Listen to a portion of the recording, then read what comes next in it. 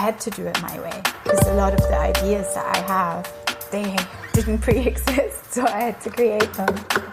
I didn't know what was behind the wall. I kind of knew, but I didn't. So it's a certain fearlessness. Hi, I'm Amisha, and this is episode 2 of The Future is Beautiful. My guest today is my dear friend Annegret Affolderbach, who I met nearly 10 years ago when I started working in ethical, sustainable fashion. We very quickly formed a friendship and co-mentorship. When you're doing creative and sustainable projects, when you're pushing boundaries, being a change maker and working against the dominant story, doing everything in a values-driven way, it has very challenging moments.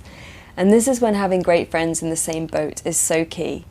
For me, Annegret has been one of those people in my life, whether it is with my jewellery label, the tech startup I was involved in, this project The Future is Beautiful, or even teaching yoga.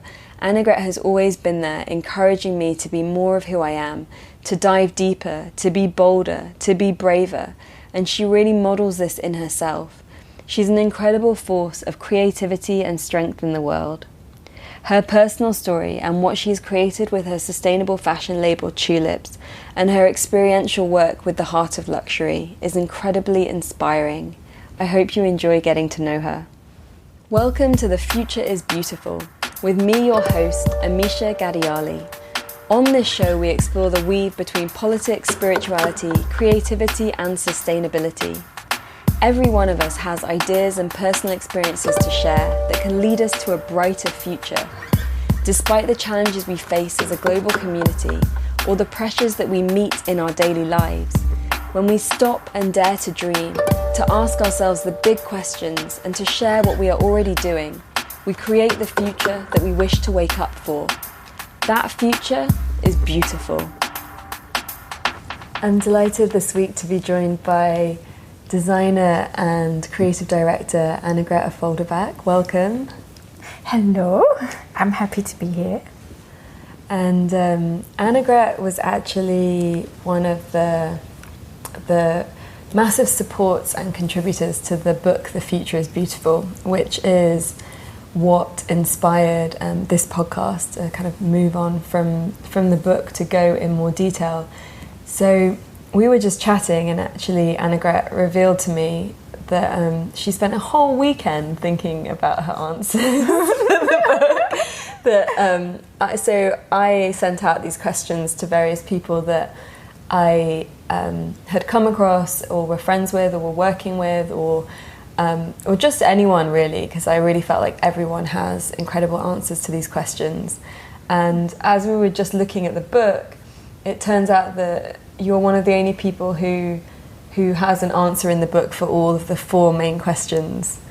Ah, beautiful. Yeah, so thank you for taking the time with it. Because I think some people it might have been a very quick process of just, okay, write something.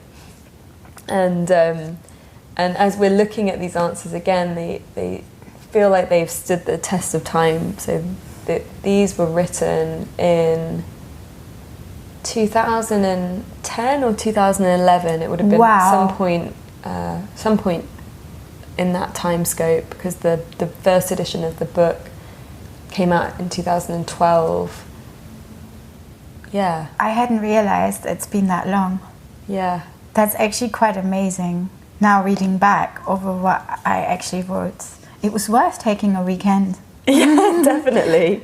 Because you took a weekend, definitely when we were going through the curation process, because there were thousands of possible answers from different people to put into the book. Mm-hmm. And so that was a huge process with a collaborative project like this, where, all these people had answered the same questions. So how do we pick what goes into the book? Mm-hmm.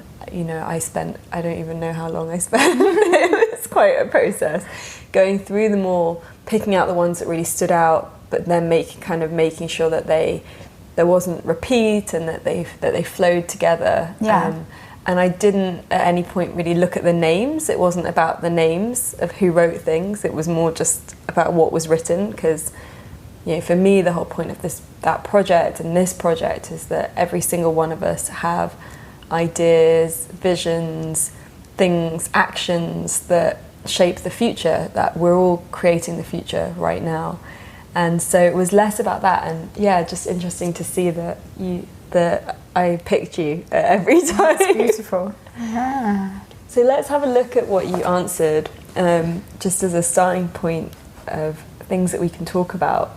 What was the question, the first question that I had to answer? So the first question was, what is the future that you choose? So what is the world that you want to live in? Okay. Would you like to read it? Yeah, sure. Wow. That's really quite nice. So I'm sitting here with this beautiful book, sharing pages with some amazing people. Wow. The future I choose. In my mind's eye and my heart's scope, I create a future that provides balance and harmony for people and our planet.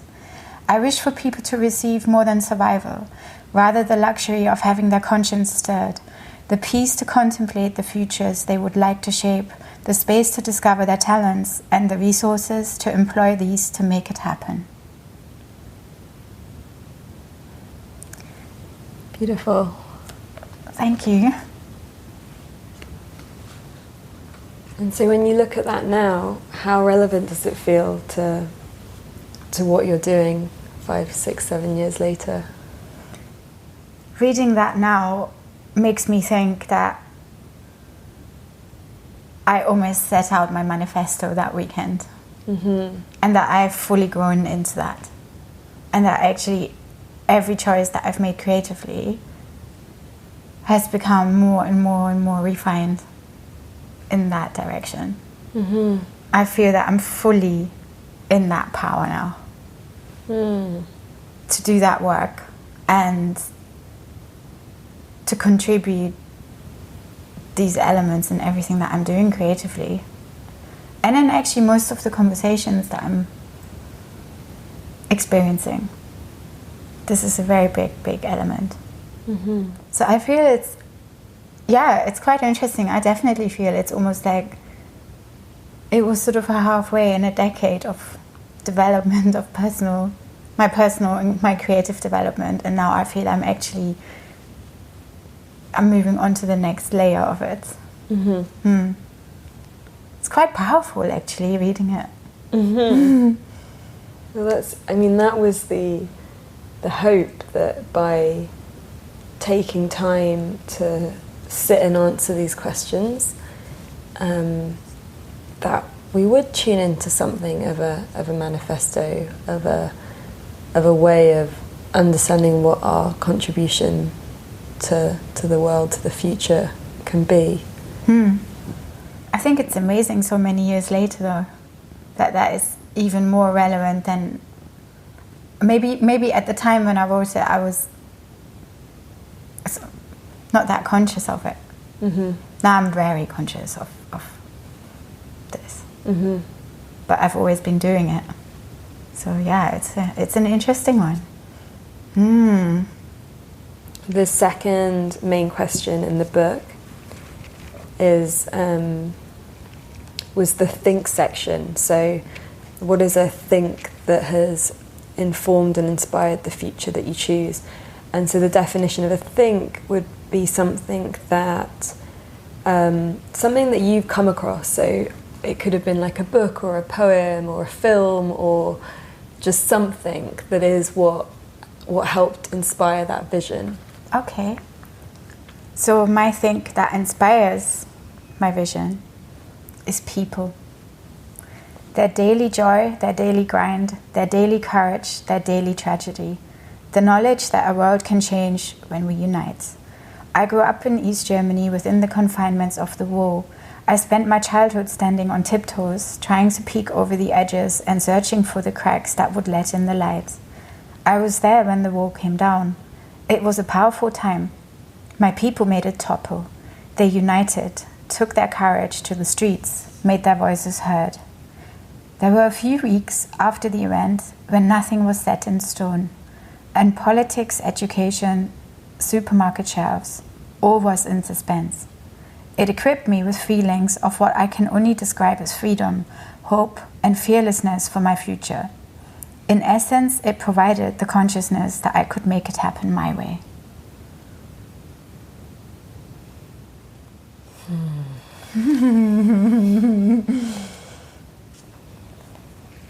Yeah, it's like every these words just take a moment to land. Yeah. For me, when you read them. And knowing you always, you know, we've known each other for nearly 10 years now. And I've definitely always been inspired by how you make things happen in your way. That there are no walls, actually. And the kind of the irony that it's probably a bad use of the word irony, but no one really... No, but there is irony in it for sure. I grew up behind a big wall. And yeah, but maybe that you know, knowing the confinements of that makes you, or made me aspire to a different way. And then seeing it as an opportunity when the wall came down to do things differently, I think that was a huge gift, actually. I still feel that I was given a big gift when the wall came down.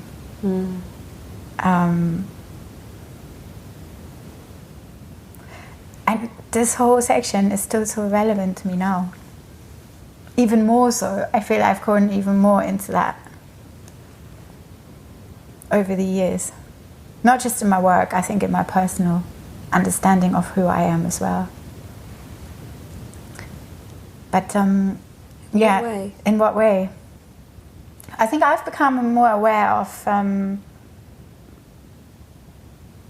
why I am doing the things that I'm doing in my work, in the way that I'm doing them, how that's related to where I grew up, and where the motivations, or maybe also the sort of the search for future visions, where that comes from, and how that sort of brews in me at a very fast rate, I guess I think it's closely related to that I grew up in a place where I had to nurture that but couldn't really fly with it. And then when I had the opportunity to fly with it, you know, I've always felt that I can grab that with both my hands. And then I had to do it my way, because a lot of the ideas that I have, they didn't pre-exist, so I had to create them.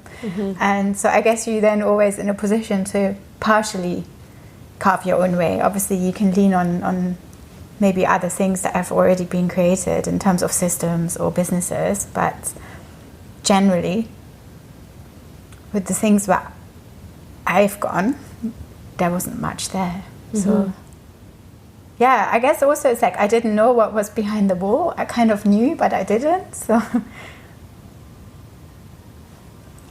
but it's interesting, actually.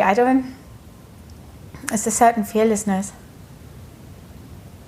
that has helped me along the way as well. I really like this section. And I think that the people part is definitely still. And with what I'm going to do in my work, that is actually the most relevant. Okay. Yeah. So again, it's like elements of me that I feel I've fully grown into.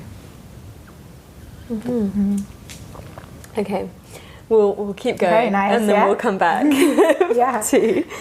to finding out a little bit more about it's really nice how it fits in. Okay, so the next one is the act section of the book. So which was defined as your act is something that we can all start doing today to help create the future that you choose. So the idea that there are things that we can do that don't cost money, that just very simple shifts, and that's how we can move towards something new. And yeah, I really liked your words. So my act. Take a minute. Stand on the edge of a cliff and catch the gaze of the horizon. Take a breath and listen. Come back and tell me what you discovered.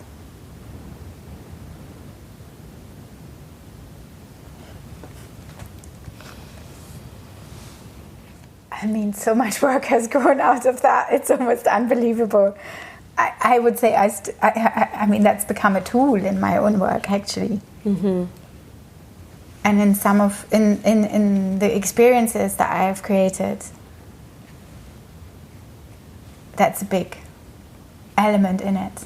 Not as direct as that, but definitely something that I would pose to people as something to start conversation with themselves, but also with other people. Can you give an example? I guess it's like putting, through the Heart of Luxury, for instance, putting people into a space where they are safe, where they feel they can take a risk, and even if that's just an emotional risk that they normally wouldn't take, it's like pushing them towards that cliff, towards the edge of a cliff, but also giving them enough room to realize they don't need to jump. They can just see beyond their own context and communicate whatever comes with that. Yeah, and then bringing whatever they experience in that context to the table as a conversation at the end of a Heart of Luxury experience is exactly what this suggests. How would you explain what in the Heart of Luxury experience is to those that are listening and being like, but what is that? How do I... What's the Heart of Luxury? Oh gosh.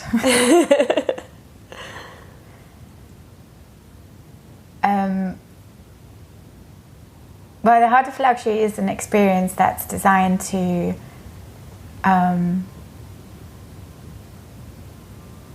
create new ways of thinking. And it's an experience that can be designed in a multitude of ways to get people into a place where they become more conscious of their own purpose. And I mean, their own purpose maybe in terms of their personal lives, but also their purpose in the bigger picture of what they might be doing in their work. Mm-hmm. And I don't just mean their job, I mean in their work with other people, or in their work with themselves. So, I mean, I guess it's a tool as well to get people to be more playful and to discover themselves and other people around them in a playful way. And, you know, I mean, it can be designed so it could design new systems. People come together to design new systems, to design new ideas, just to think about a circumstance and how to change that. But essentially, it's a channel that will create change within people, but also create change for our bigger picture and our futures potentially. Mm-hmm.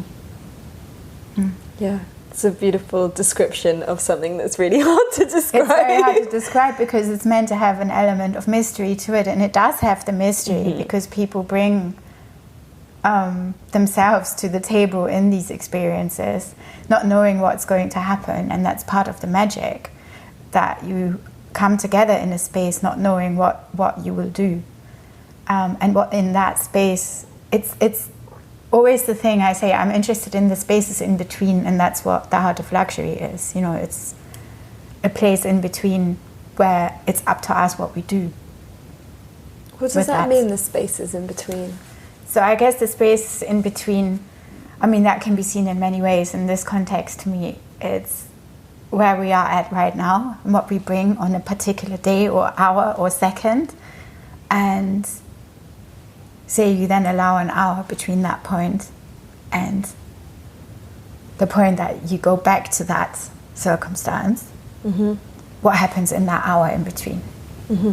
If you had a free space to think or to breathe or to just sit or to create with someone that you don't know, or to have a conversation with someone that you don't know about something that you have never heard about. I mean, yeah, so I'm interested in those spaces in between, what happens in that. And I think we have those spaces, but we don't utilize them in the right way.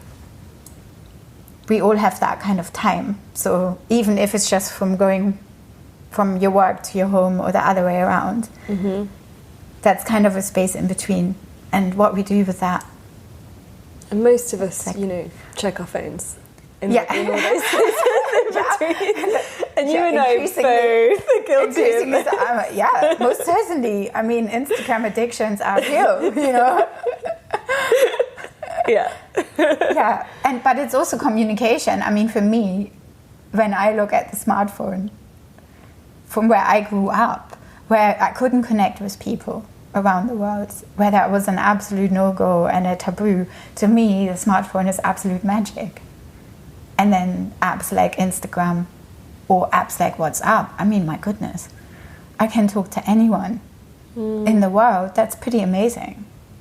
And if we utilize, again, that sort of spaces in between, if we were to utilize those things as tools in the right way, we could live some very, very amazing lives. And I'm sure there are some very good people in our world who are guiding us in that direction, but I guess the heart of luxury is my tool, and it's early stages. We shall see.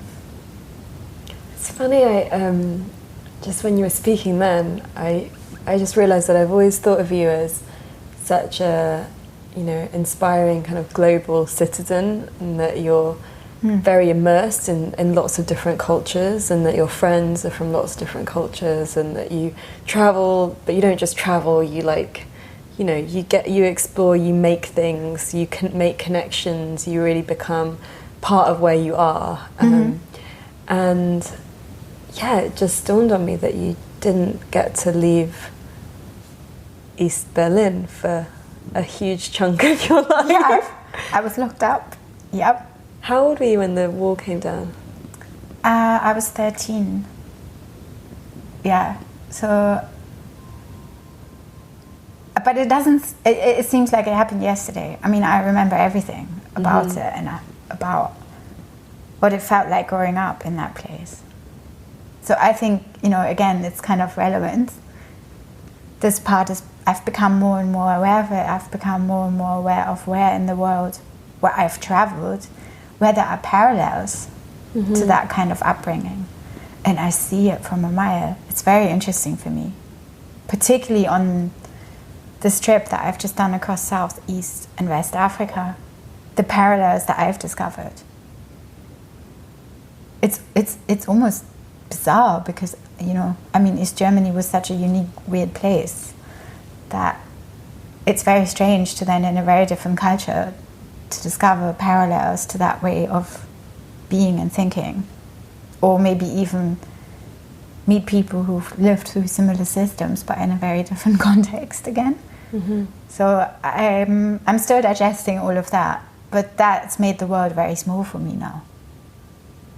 So it's almost the other way around now. I feel like, there is this big open world, but actually it's tiny. So small. I think when I first met you, it would have been in 2008, and I was at the Ethical Fashion Forum, just starting at the Ethical Fashion Forum, and Choolips won an innovation award from the Ethical Fashion Forum, and that was my first meeting of you and your work. And at that point, it was very much a fashion collection. Yeah. Very much women's wear, beautiful dresses. Thank you. Many of which I've enjoyed wearing over the years. Yes. And now Choolips is something quite different. Well, essentially, I saw, when I started it, I saw fashion as a tool that would help me create something that could make quite a political impact, actually. That's where I came from. So I call it now, retrospectively looking at it, I would say it's a social artwork, really. Fashion was a useful tool to communicate particular things because the fashion supply chain itself is so corrupt. So I felt this is a good place to mobilize a large amount of people to think in a different way. So actually, the core of it is still to create new ways of thinking. Yeah. So actually my motivation and where I wanted to go with it, the ideas I create now is still the same thing. But I would say that was definitely the most ambitious and most complex and of projects, which I couldn't have known at the time. Mm-hmm. And that was good as well. I think with setting up businesses like that, it's good to be blind to how complicated that could become. Otherwise, you'll never do it. That's definitely true. Yeah. Yeah, I mean, we came into ethical fashion in a very similar way. I came from politics, and it was very similar thinking that, okay, here's, we're all wearing clothes. Yeah. And so even whether we think we're into fashion or not, we all spend money on this, and we all are partaking in it on a daily basis. And so if we can understand our impacts on the world around us and the power of the choices that we make in terms of our values in such a simple way as the way we get dressed, then that is going to kind of have a core shaking something to change, the world. Essentially. Yeah, but I mean, it's like where I was coming from. Visually, it's quite beautiful what you're saying. I just see that, we're wearing these second skins, which are our clothes, and we believe that we could embed messages into that. That's essentially what we were hoping to do. Yeah. And that in itself, I think, for myself, I mean, you didn't necessarily create clothing, but jewelry as well. Yeah. So, and there are messages embedded into those products. But then your products were a slightly different thing again. I think with the dresses that I created and the textiles, I definitely feel I've embedded those messages. Yeah. And I feel now, because you were saying, where is Choolips? What is it now? What has it become? It's like, to me, it's done. It's a project that's had its start. It had its whole transition and journey and growth, and for me, I'm done with it. It's not a space where I feel I can grow those messages. I feel I need to step into completely different spaces and work with different tools and ideas to activate people and to activate new ideas for our future. So that's why, in a way, I think it's a very beautiful place to come to after 10 years of doing something. I will always miss the making of something. I will always love the storytelling on textiles. That's always going to be a passion of mine as a designer. That's never going to change. But it's not the way that I need to spend the majority of my time. As somebody who, I would say, like, somebody who's actually maybe a little bit compulsively driven to be a change maker. It's just something I am, so I need to trust Got the same condition. I need to just trust that and be in that and not compromise that, because and since not compromising that and fully realizing that, I'm for myself, I feel I'm in the right place. So what is it to be a change maker? I think it's really exciting. It's really exciting to visualize interventions and to visualize ideas and stories that can lead people into new places in terms of their awareness, their consciousness, but also in terms of the way they might end up living their lives. I think that's really exciting. Really exciting, and I think I love the unexpected elements in it, because you don't ever know what people do with it when you get them thinking about new things, or you could take them into spaces where they haven't, that are unexpected. And that element is, I guess, is always, that's the place when innovation happens, right? And I mean, if I can be in spaces where innovation happens without me needing to create them at the end of it, it's perfect. Mm-hmm. I think I've done the hard work of creating innovative products. Now they have become different products. Mm-hmm. Mm. And also, I mean, back then, like 10 years ago, there weren't many people creating products in that way. And so there was a huge amount of work around awareness building of these issues. And although there's still so much to be done in the industry, there are now so many people working on that, and there are so many organizations and campaigns and companies that are able to do it at a bigger scale because they have resources. Yeah. And so in a way it's like, okay, next. Yeah, and you need the change makers that are the catalysts, I think, and it is great to be a catalyst, but it's also good to know where your boundaries are within that. Mm-hmm. And it's good to know, as when you are that person and you have those qualities, it's good to know that you don't always need to be the one who then builds a company at the back of that, mm-hmm. who goes and sets up a whole production line for this or that, you know, or who then runs an agency or a whole campaign at the back of it. You know, if that's the right thing to do, that's obviously good, but it doesn't always have to be the natural conclusion. Mm-hmm. I think it's important to know where the parameters lie for your own development as well, I guess. But yeah, I guess big lessons are learned in that process of being a change maker, right? And the other thing that I was talking about yesterday in that is like, with it comes a place where if you are a visionary, to learn when it's the right time for an idea. I think that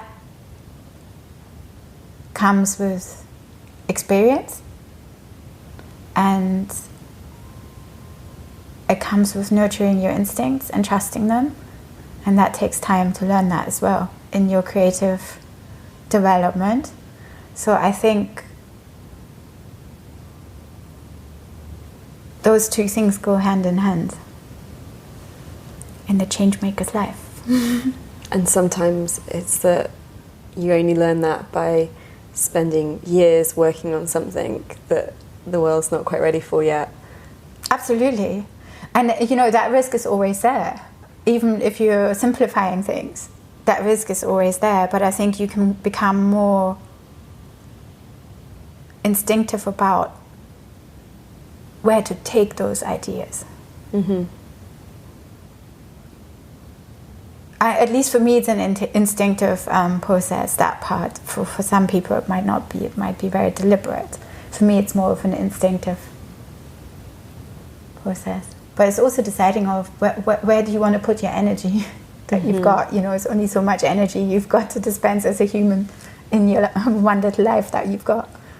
Yeah, so part of it is actually honouring and protecting your creativity. Definitely. So for example, when I was really working on my jewellery label mm-hmm. all the time, you know, such a tiny amount is spent on like creating the vision and the concept and the values mm-hmm. of the brand, and such a tiny amount is spent on designing each collection. Yeah. And then such a huge amount of your time is spent like just, I don't know, putting stickers on things, or like you know, figuring out how to be at this stall or that stall, or writing to this journalist or that journalist, or just doing all of these. The infrastructure around the business, essentially. Yeah. Which is also beautiful and exciting, but when you're doing all of that on your own, mm-hmm. if you are naturally, this is the kind of challenge with being an entrepreneur and a social entrepreneur, if you use these kind of labels, that you end up doing a lot of stuff by yourself. Yeah. And then I guess there becomes a choice of, like, is this the right use of my energy? Yeah, and you're not just doing all those things by yourself. At the same time, you're also educating constantly, because you're taking, with your product, you're taking people into a whole new place and a whole new way of understanding their world. and the world that we live in, and you're deconstructing it for them, and you having to explain that. So you're having to explain that all the way through your supply chain, actually, and so to the people that are producing it, so that you have that sustainable or ethical, if you like to call it, element there. You explain it to your buyers, to your customers, to press, to people around you. So actually, the layers of the responsibilities you have, they're crazy. That you can never, with a social enterprise, I think you can never compare it to a standard business, because it has that extra educational element to it that other businesses don't have. And that's big. And it's not just storytelling, it's a lot more than that. It's innovating completely new systems. Absolutely, absolutely. And they are necessary. So this is the other side of the coin, right? We need those businesses and we need those people so that the world can keep going and change and move forward and innovate. But they also have the hardest path in it because of the status quo around those types of businesses. Yeah. And because often they're doing it with very little budget and resource. Like, can you share a little bit of the Choolips story? And oh wow! Yeah, just to give a flavour, you know, of what that was actually like when you started that, and what it was actually like, you know, going to Ghana. Do you know what's interesting? A couple of years ago, somebody actually turned around to me very flippantly, sort of said, "Well, you know, it's easy to do these things when you have money," and I went, "That's true. If I'd had money, it might have been easier, but actually, probably not. Because the first thing with Choolips was that it took time to listen to people. You know, I wanted to take time to listen to people, what they actually, to understand a certain element of their ways of life, to understand what people actually wanted, what they would benefit from, so that I didn't just come and impose what I would perceive to be a great solution to improve their lives." So that was a whole process of conversation and sitting still and just humbling myself and hearing people that I actually really loved at the beginning. And I mean, it was entirely self-funded, everything, all the way. And I realized very quickly that the only way I could make it work was by setting boundaries. And the first boundaries I set was with buyers. That I was always very clear, if you would like these products, you can have them, but you need to put your money where your mouth is and front 50%. So of that production, wow. Yeah, so that the cash flow would be guaranteed for the people that were working on production. I made it very clear that this type of business isn't a bank that can front money. And which is very, I mean, in the fashion industry, as we both know, this is not really standard practice. I did not have these boundaries. So I was putting my product in stores on sale or return, and sometimes not even getting it back. Which is crazy, because you're basically the bank to the store that makes money. And then when they've made that money, they still sit on that money for another up to 90 days occasionally before you get paid. So I was very aware of that. So and I was just conscious of like, well, if I need to ask for what I need. And if I don't get that, then they're not my buyer. It was very simple, actually. So this really interesting process started to happen, and it was fascinating to see that actually some of the businesses that were notorious for not providing this put their money right there. It wasn't even a discussion. It was like, let's do this. So I felt very supported. Wow. In the way that I worked right from the beginning. Because of this. It shows the power of actually, you know, rather than being like, well, you can't, this is how they always do it, you can't do anything. Like, you're such a good example of someone that is just like, this is how it's going to happen if we're going to do it, and and then people can respond to that. And yeah, and you give people a place in that, a very clear role as well. If they want to be part of this beautiful project, they can. Here are the boundaries. This is how it works. So it's not just that you're buying a product, you're buying yourself also into an idea, you're buying yourself into a concept.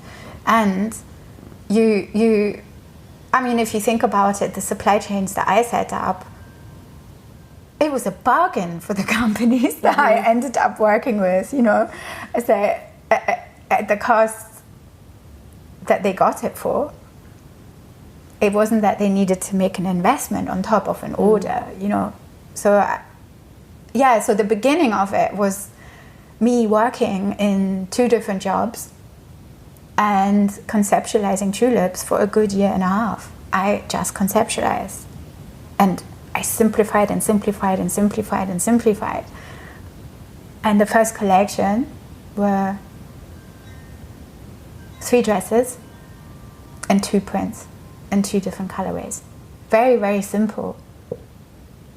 But that was within my means. And actually, I also believe that if you have a message that's very clear, very straightforward, very simple, it would hit home. I always believed that. That was my way of working. And it worked. It worked. And because I guess with the simplicity of that, people then, they were able to approach and open their minds a bit more to the complexities of the social structure around what I was trying to create. You know, it became more of a safe thing because they understood the product. And they loved the product. They thought it was beautiful. So that was the other part of it. But, I mean, it was bloody hard work. You know, I mean, I remember I won the award with the Ethical Fashion Forum that you mentioned, which was some crazy title of Global Commercial Print and Dress Design. Pretty flattering at the time. I just remember it as the innovation. They all had complicated names underneath that. I won't forget that title because it was so like, oh well, goodness me. Like, I've come from my little home studio and my 2 day jobs to this. And then what happened? I mean, it was almost like, I mean, I don't sort of like to say the universe aligned, but it's a bit like that. That's as soon as you said that, there was this huge wind. The wind is agreeing. And the chime bells just started going. The things that aligned were that I won this award, and that at the same time Topshop had a very small team that was dedicated to launching a fair trade cotton collection in their store, and they wanted other brands alongside it that had a similar ethos, but there was nothing out there.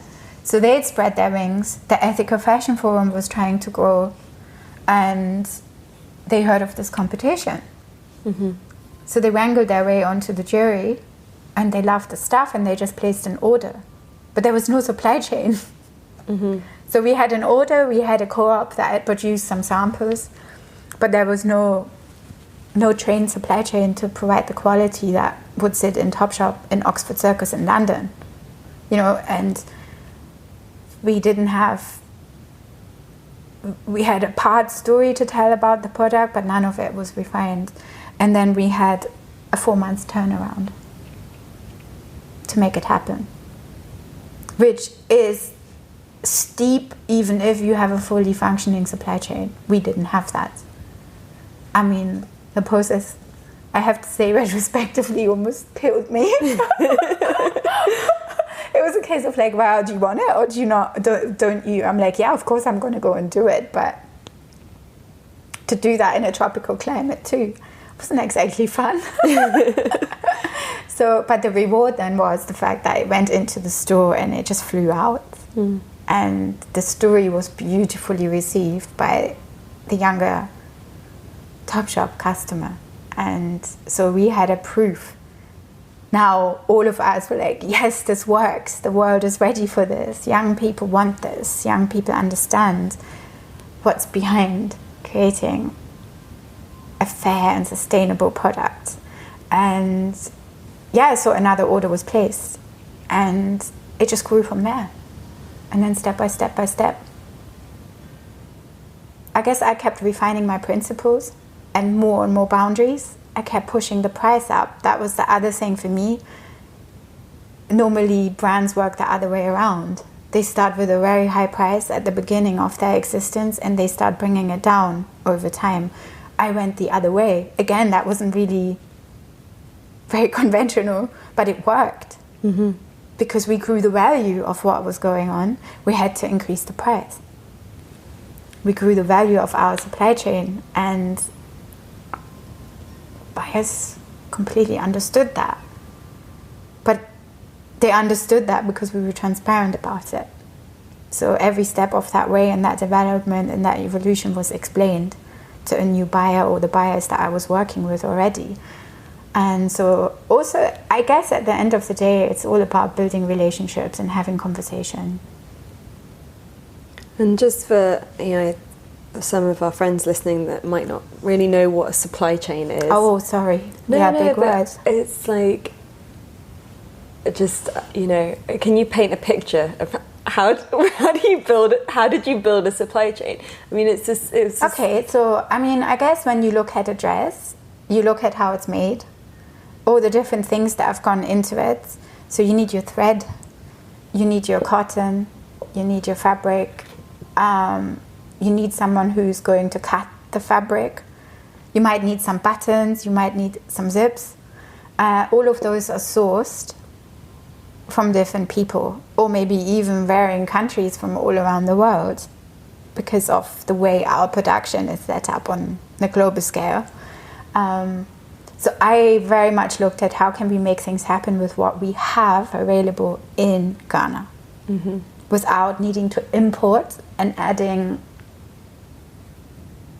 more complicated elements to that supply chain, but also elements that wouldn't necessarily be sustainable, because these things change all the time. So it started with the way I designed the garments. I designed them in a way that would already eliminate buttons, that would eliminate zips, that would eliminate complicated fixtures. Mm-hmm. And so I put my passion for Japanese origami techniques into the way that I was designing the dresses, so that there were certain ways of tying things, and I'd looked at how kimono were created. So I looked at certain ways of stitching things that would make things easier. And we then simplified that again according to the machines that were available locally.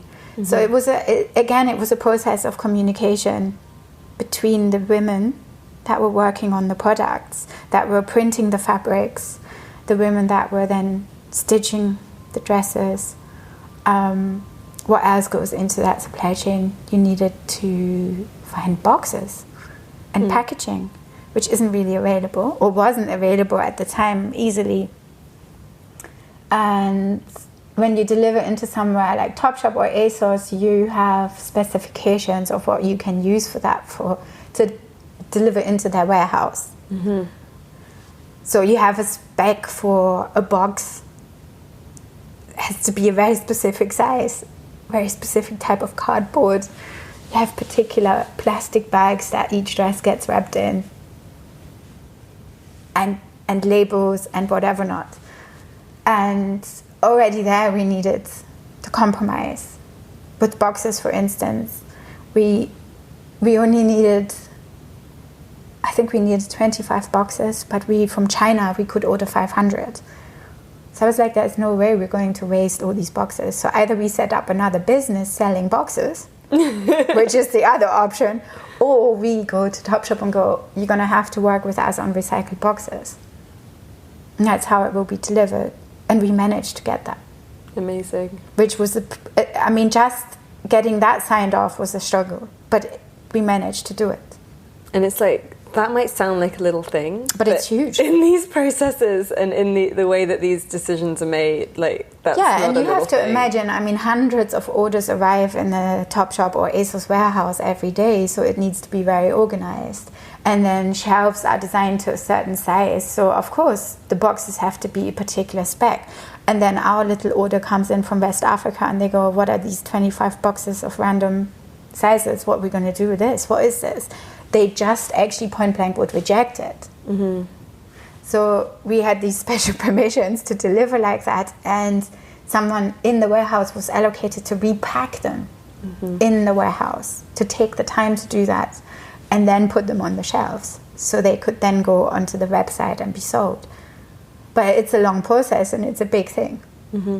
Yeah, so I mean, we can go into all the nitty-gritty, but this is just an example of complexities in supply chains. I mean, I guess what I also wanted to get to is that, you know, you just went and you found these women. It's not like there was a website or a resource or a factory, you know. You just... There wasn't even a road. There wasn't even a road when I first came to Ghana to go to the places where I was working.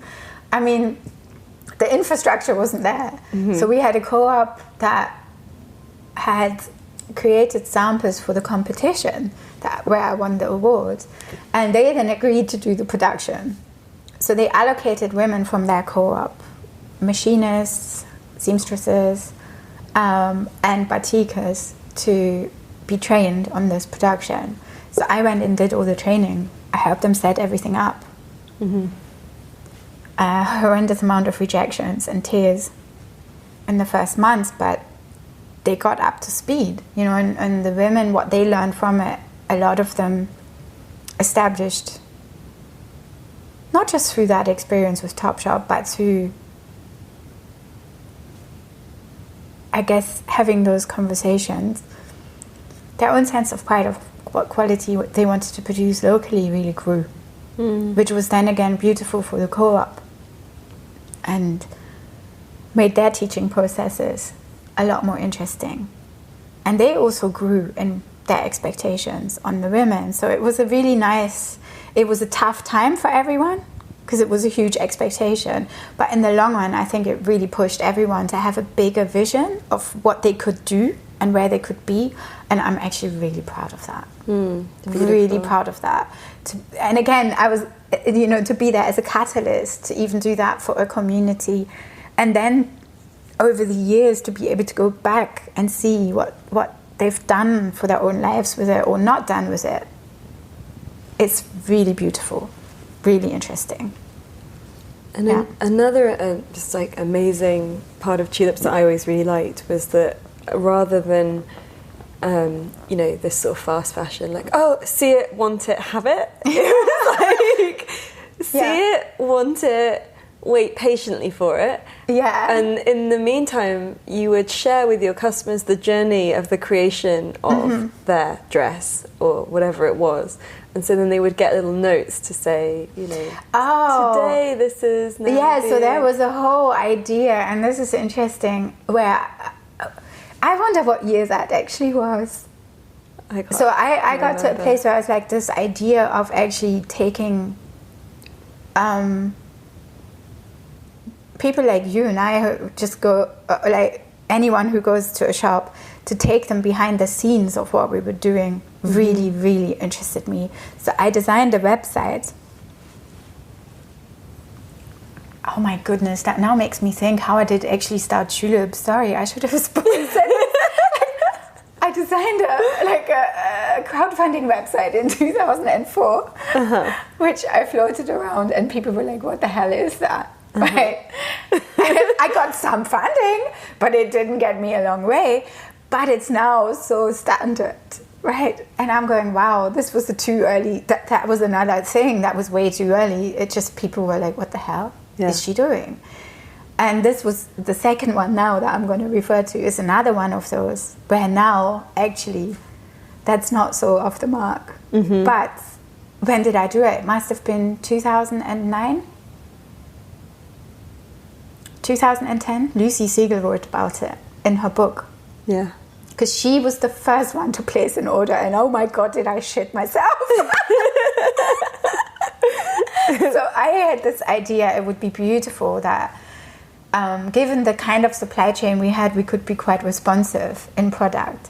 And so we could say, yeah, we can take an order of a kind and produce it. It would take longer, but you'd have almost a tailor-made product. So I thought, okay, we can pare this down a bit and give people options. So people got to choose from different prints in different colorways and different silhouettes on the website, and they got to put them together in their own combination that they wanted. Then they placed an order. Once that order was placed, every week they would get a personal update about their specific dress, because each one was produced by a different seamstress or a different batiker.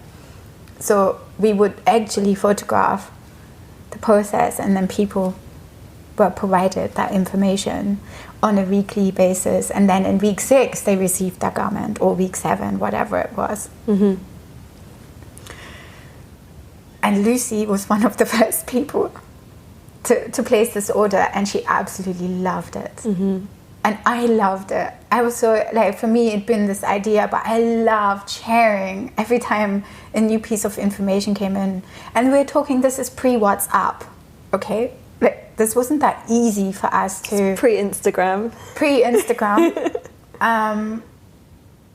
Wow, that's big, huh? Pre-Instagram and pre-WhatsApp. We were creating this connection between a customer and the people producing, and actually creating a true connection to the garment. And that is what Lucy said. She actually summed it up by saying it was one of the most beautiful shopping experiences that she's ever had. She loved it. She loved the whole thing. And I was like, yeah, okay, cool. But given, technology restraints at the time, it wasn't feasible. It was almost like we had it as an online pop-up, and then we had to take it down after, I think we ran it for a month, and then whatever orders came in throughout that month, we processed, which took us, it was a 3 months, 4 months process altogether before everything was finished. But I still like that idea. Yeah, it's a beautiful I still like it now. And people loved that product. They loved, because they really felt connected to it by the time that they got it. They were invested, not just with the money, but they were invested in the story. And that's always what I believe is the core of making these kind of social businesses successful, like the stories in it, and connecting people to the real experience of it. Yeah, so I feel there's just so much that we could talk about here. I had forgotten about this one. I'm actually really happy now that you brought this up. You remembered it. Well, I remembered it, especially actually from Lucy's book. And Lucy will be doing an interview with Lucy at some point in the nearest future. But so let's go from the past into kind of the more recent past and the now, and probably into the future as well. Yes. We have to go in the future if we can, but yeah. Yeah, so maybe do you want to share a little bit about this trip to Africa that you have just been on? So I feel very lucky that we're sat here in London together today, because we haven't got to have much time. FaceTime, but not like FaceTime on the phone, FaceTime human connection time this year. Share a bit about... So I guess I got to a place with Choolips about 2 years ago where I felt it's not my playground. It's not my playground anymore. It's not giving me enough room to really forge the change that I see we actually need at the rate that we need it. So I started to experiment with different things, including creating immersive experiences under the heart of luxury. And that gave me a lot of time for reflection for myself. And I guess gave me some time to really look back at the last decade, to look at what the hell have I created? Where did this come from? What is it in me that allows me to create such things and to even visualize them and then build them. So I then also realized it wasn't the place anymore for me, or let's say it wasn't an effective tool anymore, fashion as such and Choolips itself, to move into new directions with where I wanted to be to really create that change. And I then thought about, actually, you know what, I've been immersed in grassroots business and I know how that works. That kind of business model is now multiplying very successfully, especially across Africa. I think there are lots of brands doing really beautiful things in that way. And I thought, let me step into a different space and let me step into the space of the corporates that I know so well to interact with from my role at Choolips. But let me go right into the heart of that, because that's what I've always done. I guess working with Topshop, I touch things that other people just wouldn't. Not from a sustainable fashion space. They'd be like, oh, they're the bad boys. I was like, no, that's exactly where we need to go. We need to go to the people that don't know, that the people that are a bit lost maybe, but also not, but just don't know that there could be an alternative, and present it. And I still believe that that's the place where I want to be as somebody who forges change. And so then, being very passionate about Africa, I actually started to think about art a lot more and my textiles and the stories on my textiles in the context of art. And that conversation brought me together with my friend Lulu Kitirolo, who then very kindly and generously invited me on a road trip across 3 regions in Africa, South, East, and West. And I felt if I go and do that trip, I needed a purpose. It wasn't good enough to go for 3 months across 13 countries to explore cultures and to visualize what could grow in places, and what narratives exist in places wasn't enough. I felt I wanted to communicate them on a platform that would also give local creatives an opportunity to be seen. And if I could be that bridge for people, then that's where I wanted to go, to catalyze something new and just maybe new access points for people or whatever it would be. I mean, I now know it's growing into different things, which is the beauty of it. You never know where that goes. So yeah, I ended up working with WGSN, which is one of the world's leading forecasting agencies for fashion and lifestyle and interiors, and created a body of work and content for 18 reports that are looking at those regions and the creative life across and the cultures across those regions and the innovations. And I guess what that's brought out in me is my passion for conversation and my passion for creating experiences for people and the storytelling that goes into creating change. And I feel I've kind of naturally now really stepped into that role. And so what about like daily rituals or daily things in your routine that help you to stay grounded and creative and in the present? I love going for walks. So I'm now in transition of places, so I have to create new rituals because my rituals have been linked to the place where I've been and existed and lived. So for a whole year here in London, I had a ritual of every morning of going to the river and collecting blue pieces of china and making collages in the sand by the river. You took me once, such a beautiful experience. Yeah, very beautiful place. And it became an experience, that really nurtured me. It was poetry, that place, and it brought out poetry in me and the huge sense of peace that I just can't experience anywhere else in London, actually, like that. It doesn't compare. So I think wherever I am, I like to create that kind of ritual that it's almost like it's my sketchbook time. If that's actually physically sketching into a book, or writing something in my head, or creating something with the things that I find around me, it doesn't really matter, but it's that time. That's very important to me. And that creates a huge sense of peace inside me, and then my day is good, and I enjoy sitting quietly with a cup of coffee first thing when I wake up. I love waking up slowly. I can't be jolted into the day. That's very stressful for me. So that's a very important ritual, to have that time in the morning to gather myself and to lay the path for the rest of the day, essentially. And then I love doing yoga, which, thanks to you, I have learned so much about, and it's become a very big part of my well-being. And it's traveled with me all these months. It's been very, very, very important to have that, actually.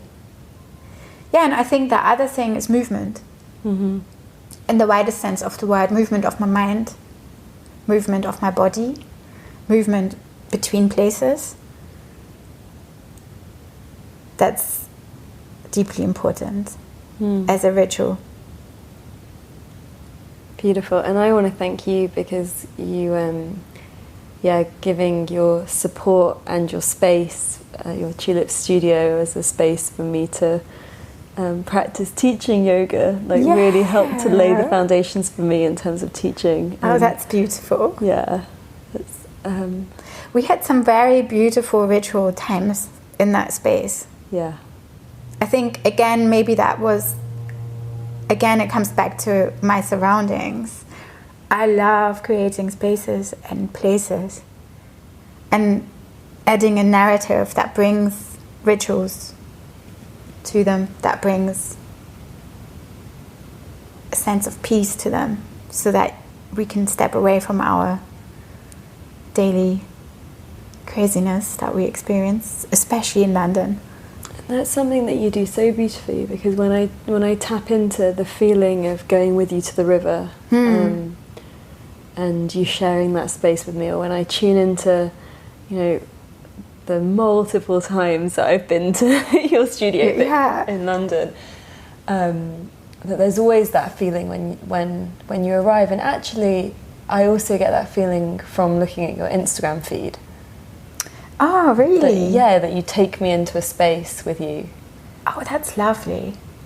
That's what I was hoping to do. That's so nice. Yeah. Brilliant. I guess that it is like I see Instagram as an opportunity for that, for sure. And it is like a peaceful space for me. It is a peaceful place to be, as long as I don't look at other people's feeds that are a bit crazy. But I think there are obviously the sales that's going on there, but there's still a lot of genuine conversation, communication, art. Yeah, and I know already my Instagram is going to change a lot because of where I'm going. And that's a very conscious decision. So it won't be Choolips much longer. Okay, but I'm sure there'll be a way of everyone finding out where to find you when that transition. I have a name. So for now, thank you so much. And I look forward to the next one of these conversations that we have, perhaps taking place. Yeah, maybe the other way around. I think it might just be a possibility. Thank you so much for the opportunity to talk about these things. Thank you for listening. As always, you can find links to everything we mention in this episode, download our book, and discover so much more over on the blog. We don't believe in selling you things you don't need through this podcast, and so it's made possible by you, our community. If you loved this and would like to contribute to our Patreon campaign or join our online group to connect with other listeners, please visit www.thefutureisbeautiful.co and click on community. Please also hit subscribe and leave us a review on iTunes so we can grow. Here is to us. creating a beautiful future together.